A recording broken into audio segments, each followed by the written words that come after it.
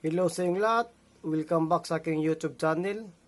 Kung bago pa lang kayo sa channel ko, kung hindi pa kayo nakapag-subscribe, paki-subscribe na lang. At ang topic natin ngayon, kung paano tayo magkukunik ng 3-piece na motor.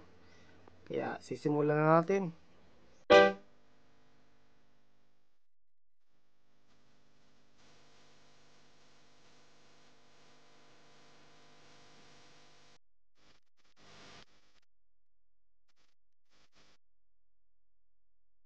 Sa 3-piece pala na motor ay ang nakalabas na linya yan ay mayroong 3 leads lang. Kung 3 leads lang, nakakunik na yan sa ilalim, either Y or delta. Pero kadalasan nasa 6 leads, 9 leads at saka 12 leads. Ngayon, unahin muna natin yung 6 leads kung paano mag-connect ng 6 leads delta connection. Kaya ito na. Ang sa delta naman, ang pag-connect ng 6 leads ay ang sa line 1, papares lang natin yung 1 at saka 6, kukupon natin, tapos susuplayan sa line 1. Yung sa line 2 naman, yung number 2 at saka number 4, ikukonect natin, tapos susuplayan sa line 2. Ang line 3 naman, 3 at saka 5, ikukupon natin, tapos susuplayan sa line 3. Sa schematic diagram, ganito na ang mangyayari, kasi delta yan, di ba? Yan. Ang nakasulat doon, kung susuplayan natin sa line 1, 1 at saka 6, ikukupon natin, bali ito na bali yun.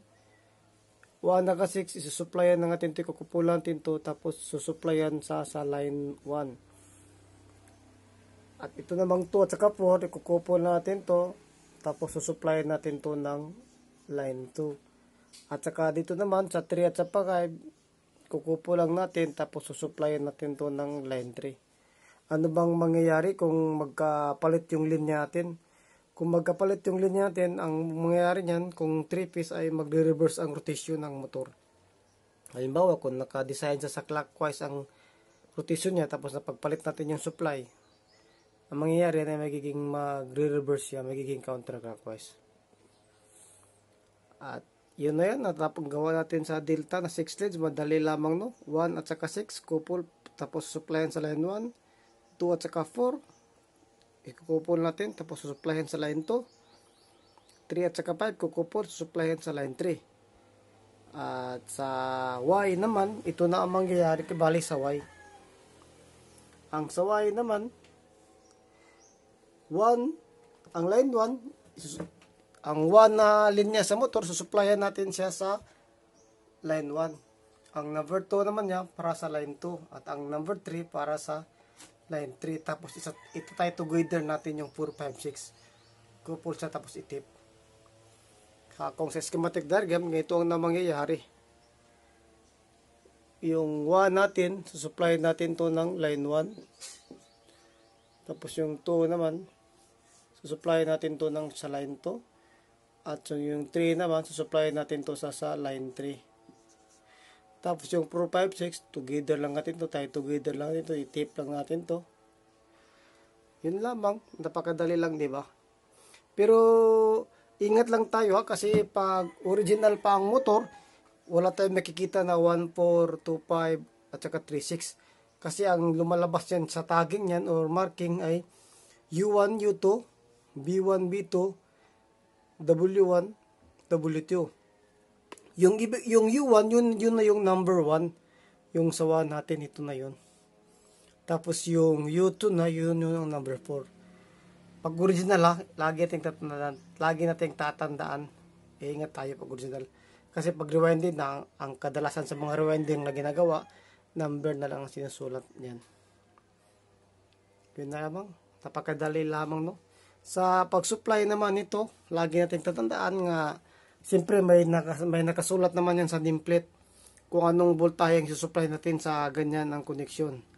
Halimbawa, kung delta, kung anong supply niya, kung sa nameplate kasi may manufacturer kasi yung gumagawa na eh.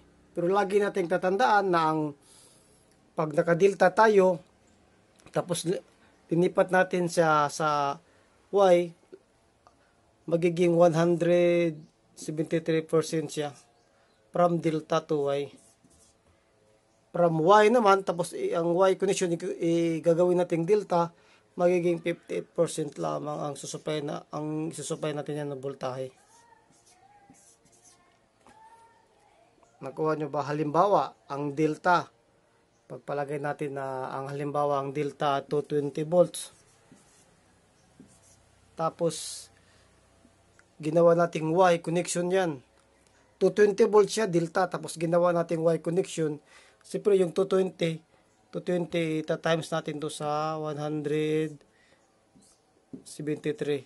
Kasi 173% yan, kaya ang lalabas niyan ay 380 volts. Kaya ang supply natin yan pag ang delta na Y, ang delta na 220, pag ginawa nating Y, magiging 380 volts na ang supply niyan.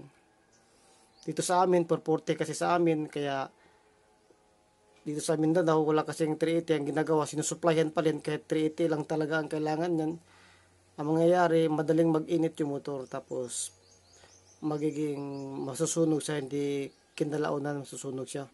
Kaya ang ginagawa namin yan, nire-remedyo namin dyan ay kinu-convert pa rin namin to sa 440, ginawa namin to 440.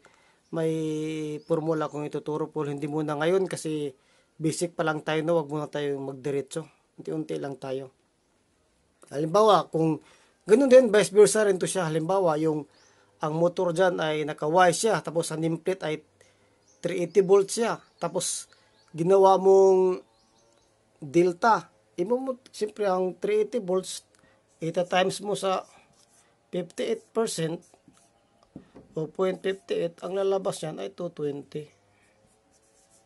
Kaya dapat nagiging 220 na rin volts na rin ang lalabas yan. Yun lamang po, at sana may natutunan kayo sa video na ito. Wag muna tayong magmadali, no? Marami pa ko tuturo ng mga conversion kung paano natin i-convert ang sa motor sa mga connection at saka sa voltahe. Yun lamang po, at maraming salamat. Sana nakatulong sa inyong video na ito.